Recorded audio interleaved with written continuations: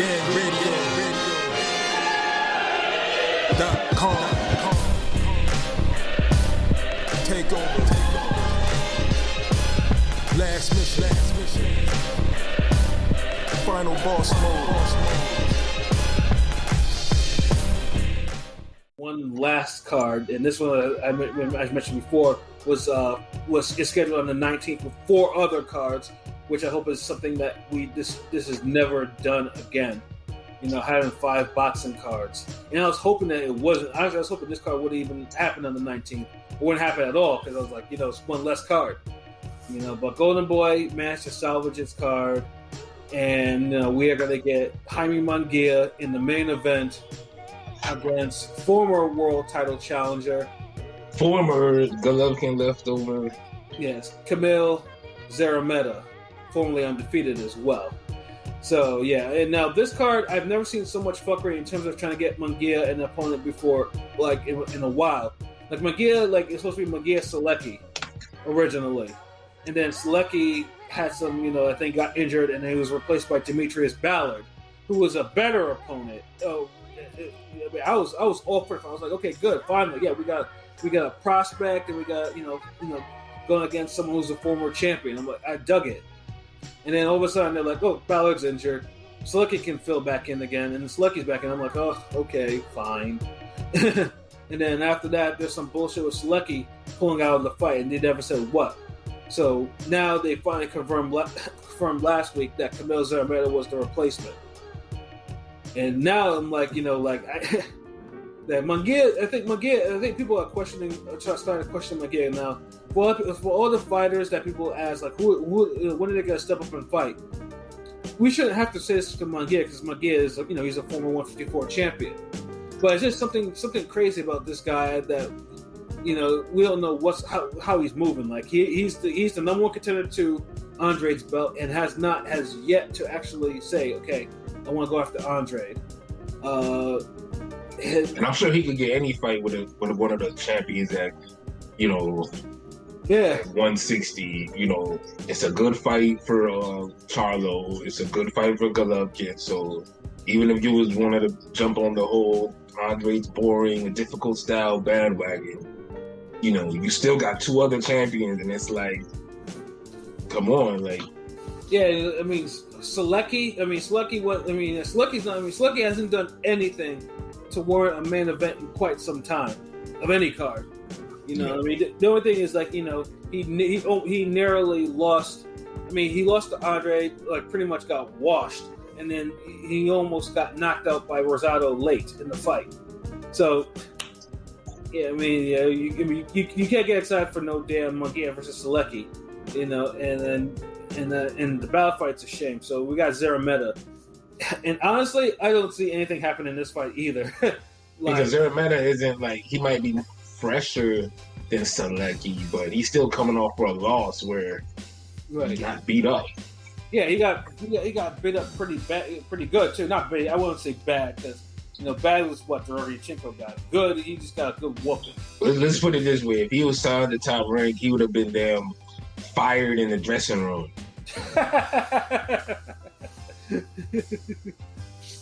Or at least, or it's in the old days, like when Don King was tired of you, like if you happened to lose, he would go off as the winner, and he would start, start promoting the winner, even if he wasn't signed to him. Oh shit! I used to be cold-blooded. Yeah, Don King was cold as shit. Yeah, he didn't give a fuck about these boxers, man. So Munguia Szeremeta, I know my excitement is kind of tempered because, like I said, Szeremeta at least they like it just seemed like, okay, he's the only one available and looks like he's the only one that's willing to go get this payday. So we'll go with him for now because at least now he's just come off fighting Triple G. So that's how this fight is to me. Like. Honestly, if Munguia does not knock him out, then I'm gonna be like, something is horribly wrong with Munguia. Because it's a mid fight. Like, honestly, low key, it's a worse fight than Charlo Montiel. Oh yeah, for sure. Like, definitely. Like, I like, you gotta keep it real. We got on Charlo for that fight. But this fight's even worse, and it's worse. It's a worse situation because we probably don't even get the Charlo Montiel fight if Munguia would have tried to go after another champion. Exactly. So people got to start understanding when guys don't step up when they're supposed to, it affects the sport as a whole. Absolutely. It's like when we talked about Khan and Canelo and how it ruined Khan and it made a fucking Golovkin-Brook fight. It ruined Brook. And I mean, come on, man. Like, y'all motherfuckers start fighting the guys you're supposed to fight. Yeah, like, I mean, you can't go against your destiny, your fight trajectory, because eventually when you do that, something bad happens. Yeah, you get that career mode glitch. Exactly. And then you realize, and you wonder, like, what the fuck just happened? You know, and this is payday flying out the window. That big ass check grow wings. And it's not like Munguia is an offensively talented fighter. Now his defense is still lacking some. It's not as bad as it really used to be. Munguia's defense used to be on some It's bullshit. improved. It's improved where I could say, look, man, you could probably give one of these champs a fight. I'm saying.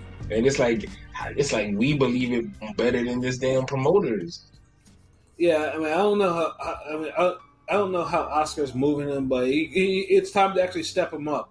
Like after this fight, like if he knocks out Szeremeta like he should, like I think everyone on this podcast will agree that Munguia will probably knock out Szeremeta at some point in this fight. Like there ain't no decisions should ever happen in this particular fight. That's fact. That should, like, honestly, I think because Golovkin got Szeremeta out in like 7 rounds. Right.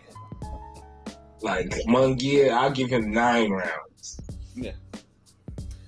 Then after that, you know, he's clearly like, you know, lunching, and he needs to be booed. And honestly, we should be giving him more like 5 rounds or 6 rounds to improve off the Golovkin win, because Golovkin got him when he was undefeated. Like now, this dude is coming off a loss where he took a beating or a semi-beating or whatnot, and he's going against a younger guy in his prime who pushes a faster pace. Yep. So you could tell we're being lenient. At least I am. You know. Yeah. He should not come out in the 7th round as well. But I'll say the 9th is when, if this goes to 10 rounds or past 10 rounds, then it should really be, you know. Yeah, like we'll rip this apart in our recap for sure. Yeah. Yeah, ain't no it's not go different. Like Szeremeta, like I said, is a decent fighter, but he's not a decent fighter you go the distance with. Like he only has 5 KOs. Like Munguia's fought and beaten better people. Yeah, absolutely. Yep. Yes. It'll be a step backwards if he's having a fucking shootout with this guy. Fuck that. You should get him out of here by 5. I mean, I definitely respect that. But he made me want to change my fucking prediction. Yeah. but I think I'll stay with 9, man, because I don't know, with the way Munguia moving, I just gotta see this, but it really should be between 5 and 7. P is absolutely right. It should be 5 rounds. Right. Like I mean, there should be no Dennis Hogan moments in this fight, because you only have one Dennis Hogan moment once, and you know, and that's because it was 151. It was leading up to Dennis. Remember, he was having fights with the hard fights with the Japanese guy and that African dude. Yeah, big Inoue, not the Inoue, but Inoue. If you're gonna get beat up by a Inoue and it's not the Inoue, get the fuck out of here. Yeah. You know what I'm saying? So yeah, I mean, hopefully, no Dennis, because Dennis Hogan though probably had at least Dennis Hogan probably hurt that guy the most in this fight, which is the most, and he has probably the least power. He landed the most. Yeah, it landed the most too. So, yeah. So yeah, and y'all fucking judges, y'all ruined fucking Hogan's career with that shit. Because Hogan should be able to go home and say he's a former fucking junior middleweight champion, and y'all took that from him. Yeah, like Hogan fucking was judges disgust me. Yeah, it was probably one of the biggest robberies that year. You know, it definitely was. You're talking about a 116-112 type of win here. Yeah, that was a clear fucking. That was clear. Like no, it could have been a draw. Maybe 115, 113. Could go either way. No, this was a clear fucking win. Yeah. Yeah, so, like these niggas, if Hogan would have got a knockdown, these motherfuckers would have had a draw. That shit would have turned into Beltran, Ricky. I do think Munguia. They should. Oscar takes care. Oscar is in charge of Munguia, right? Yeah. Yeah. I feel like they should definitely put him in a big fight because I do think he's due for an upset loss if he doesn't, against somebody that he shouldn't lose to. Not this guy, but. I mean, like I said, boxing is theater of unexpected, so you just never know. But there's only so many of these fights you can take before it negatively starts affecting you. Like we've all seen it. Like you can't take fights like this that are not challenging to you, and think and then you're gonna keep getting up for them. No, you can't. That doesn't happen. Like you'll get almost felt like he moved to 160 to avoid how competitive 154 was.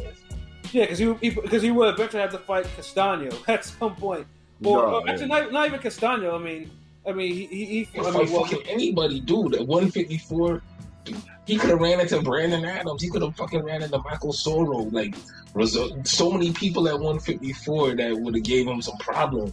And remember, he was losing, or he was having tough fights with guys who were like maybe top 20, top 25 in the world. Right. So we haven't even gotten him up to no damn top 15, top 10. Yeah, so yeah, Munguia, like I said, and the funny thing is, like Munguia is, you can watch it. Like Munguia is entertaining to watch. Like he's highly entertaining to watch. You know, throws a good fucking jab, has a good uppercut, has a good left hook, good right hand, good work weight. Yeah, and he's been training with Eric Morales, I believe, since that Hogan loss. So that's where a lot of his improvements came from. This nigga rewrote history. He said since the Hogan loss. I like that. Motherfuckers gonna be listening to this podcast 20 years from now, like, yeah. See, they said Hogan beat him too. Yes. Like, Grandpa, is that true? Yes. If Ring Gang said it, it's true, son. Oh man, but yeah, I think everyone has KOs. You know, P was adamant about it. He was like, "Fuck the bullshit, yo." It's spot 5th. He ready to pull up if he don't get that KO. Throw a damn bodega sandwich at his ass. You were supposed to knock him out. Yeah, I'm gonna sick the cats on him if he don't get him out of there by 5. Yo, man. So, yeah, I mean, I do think that. Yeah, I mean, I'll go with 6 in terms of Munguia and Szeremeta out of there. I'll give him 6. So 5, 6, 9. What's Pilot? 8. 8. Oh. I say 8. Hey, that's what it is. Damn, I got some numbers here. Yeah, but like I said, and personally, like I said, I mean, at least for this fight, because they finally got somebody. Because I mean, the undercard is actually straight for it. You know, it's not. I mean, it's actually a pretty good card. And the co-main, you know, we got Beck the Bully, you know, who's a hell of a prospect for 168. You know, he'll be facing Gabriel Rosado in a 12-round fight. Now, like I said, to talk about someone who keeps extending his 10 minutes into the sport.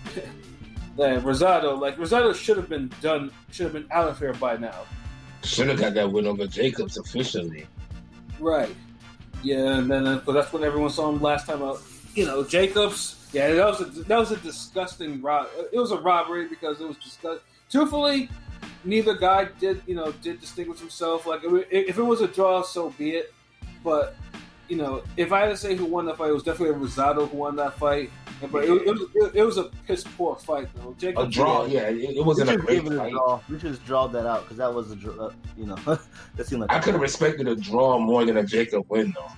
Yeah, Yeah, Jacobs didn't win. That type of performance didn't deserve to have winner next to it for Jacobs. Yeah, Jacobs was clearly bullshitting. Like, and especially with all the cash shit that these niggas were talking to each other, and you do that.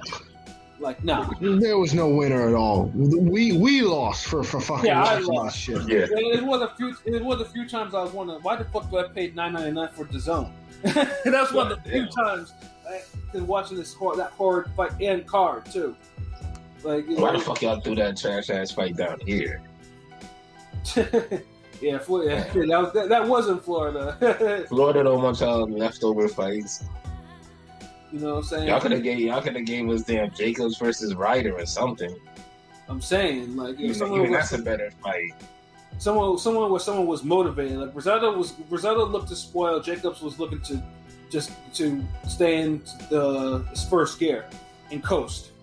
It made for a god awful fight. But hey, Rosado, but due to Rosado, everyone thinking that Rosado, got jobbed in that fight. Hey, you got the Beck the Bully fight. Now Beck the Bully is he's a hell of a prospect. Like, he's a good prospect. He's in his 7-fight career so far. He has 6 KOs. The only one to actually go distance with him would be Devin's brother Vaughn Alexander, who's a tough guy to stop. And of course, he's the only guy to stop Clay Collard of the former Bubble fame. That's actually surprising. He really is the only guy to stop Clay Collard. Why, I don't know, but So. So do y'all see a knockout in this fight?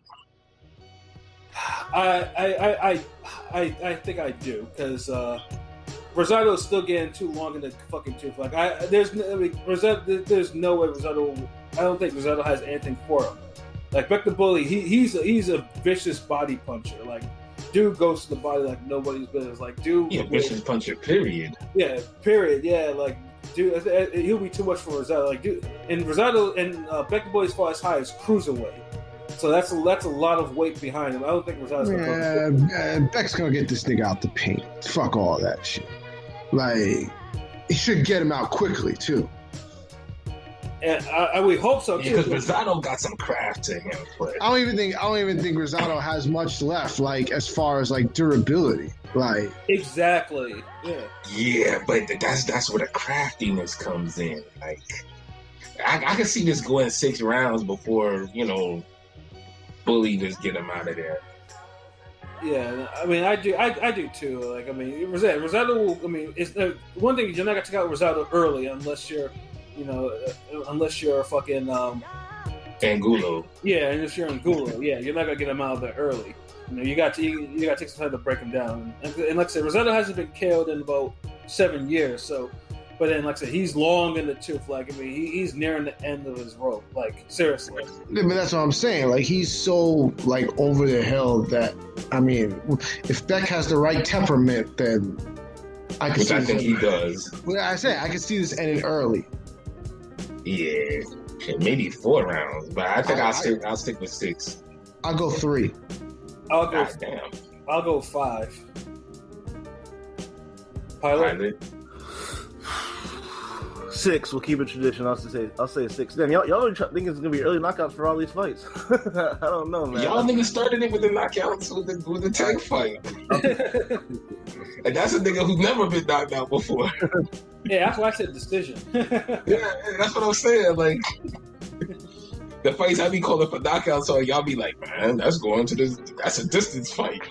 It should be hard. Like, it be crazy, but like, at least we getting the winner right. You ever had those semantic battles? No, how the fuck you think he's gonna win? But it says something about the matchmaking in boxing, that there hasn't been a fight since the Daenerys fight that we've been compelled to disagree on. Right. Although it might be coming sooner or later, but Well, what fight is that? That's coming soon, where somebody might not pick the favorite. I don't know, probably the Charlo Castano fight. Maybe, but like, nah, but like, I'm talking like, we mean, or maybe I mean like one where we legitimately like all like, not one where I might just throw out well, maybe I'll get like just on some fucking devil's advocate shit, like. That's true. That's true. I mean, the Neri Figueroa and the Neri Bali were the only, like, I think the last fights where we were split or I had the upset and everybody else thought the other guy would win type shit. Yeah. But it was one of those fights where you could see the upset happening. Yeah. Like it's like I don't think we have another fight like that coming up until what? Castaño Charlo? Yeah. Pretty much, yeah. And when is that fight? July 17th. July 17th. And fuck that fight now because it's not going to be at the Barclays. Oh. Damn. See, y'all niggas got spoiled. Well, nigga, I haven't had a fucking fight. I haven't been to a fight in 2 years. Like, you've been to more fights than me recently. Yeah. I've been to a fight more recently. Yeah, exactly. You know it's bad. Man, I might have to I might have to change my nickname to Pandemic P. Like, you might have to take your show on the road, man, like I do on occasion, man. You might have to, take a trip down to Texas, man. I mean, I'm fuck that. I'm not going to Texas right now, especially not no damn San Antonio. Maybe if it was Dallas, I'd be, I mean, all the niggas that keep getting shot in Dallas, you better not drop a freestyle down there. You might get clapped. Don't even tweet no boxing songs or nothing. Y'all a ring gang? Return of the Sample King. Oh, fuck that nigga. Bow. There's a season. Nah, nigga. Bullet season, nigga.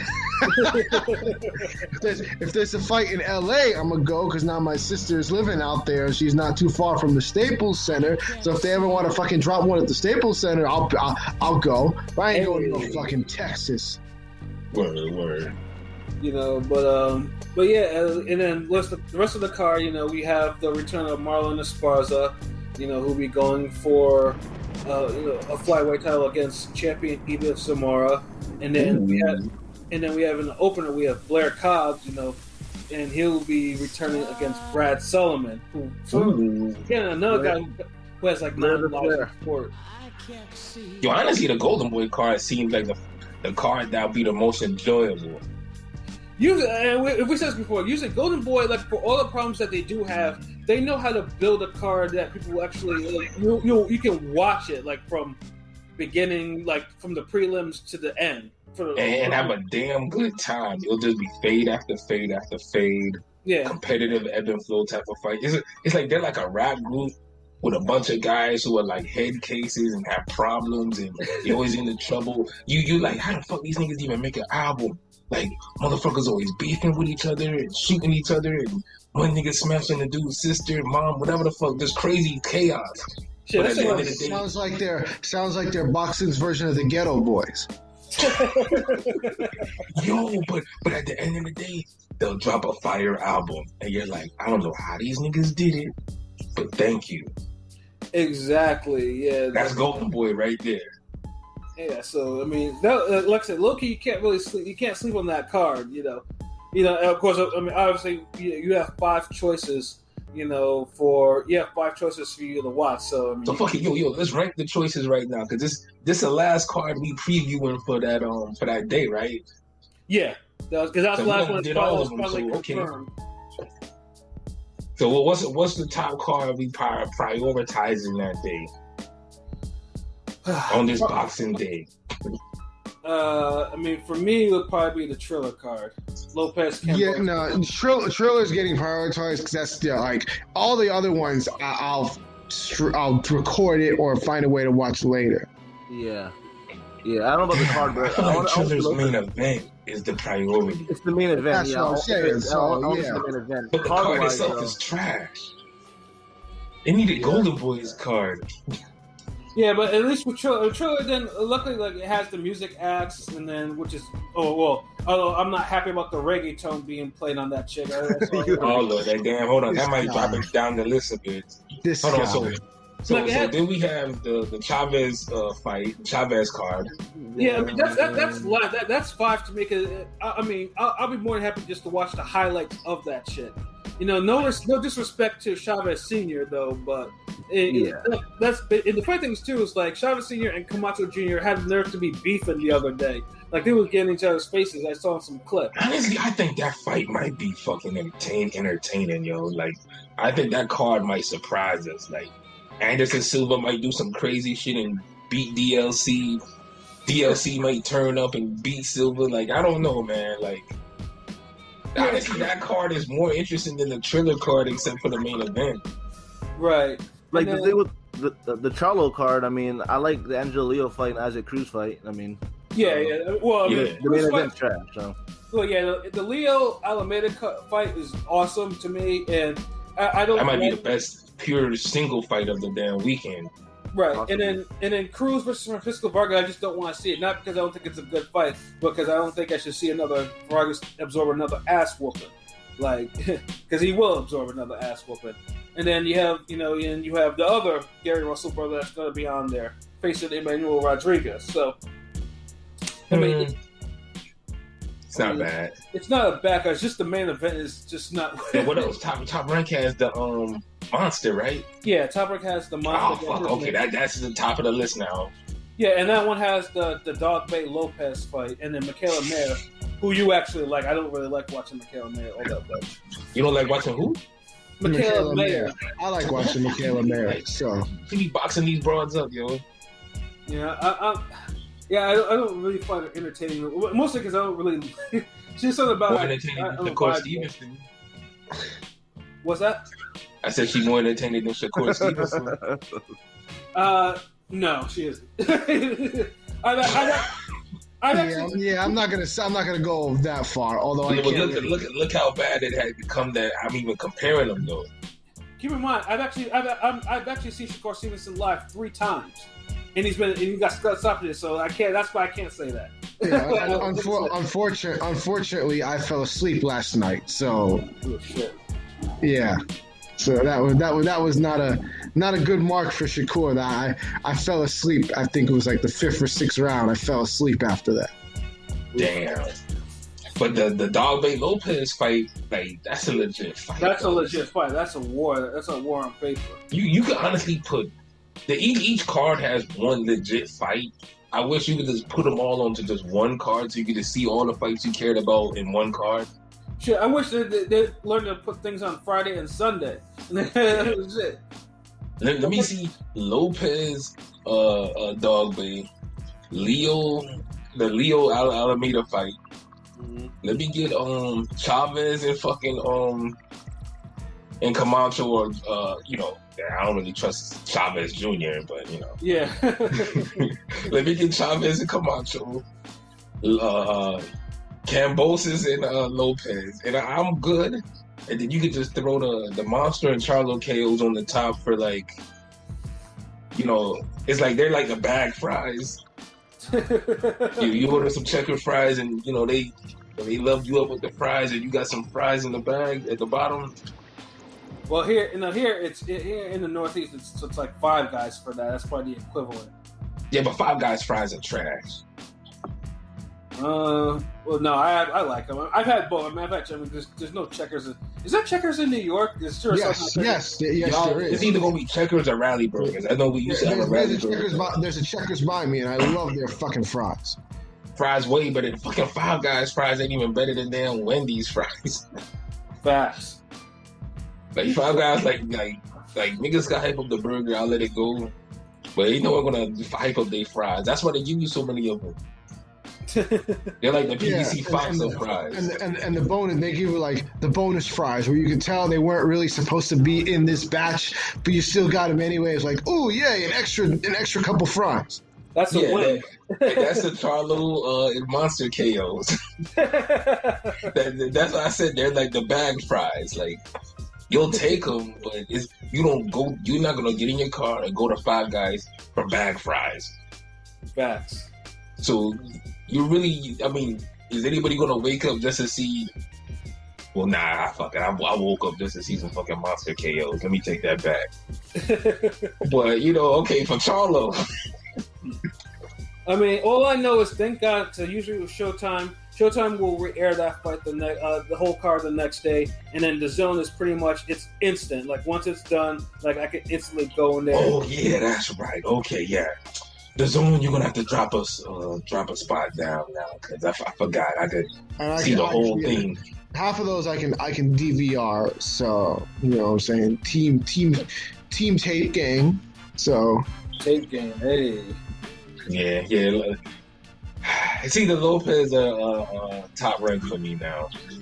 Hold on, where's the fucking Chavez fight on? That's a pay-per-view, right? Yeah, it's a pay-per-view. Like that's why I'm like, I'm not. I mean, if I find the stream for that, so be it. And I do curious to see how that Silva fight.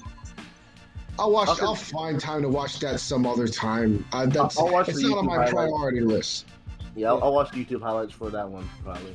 Yeah, like now, if Silva beats Chavez Jr. and it turns out that Chavez Sr. and Camacho Jr. decided to have the good old fashioned like scrap, then yeah, that's something I will definitely look for that. I honestly think that's gonna happen.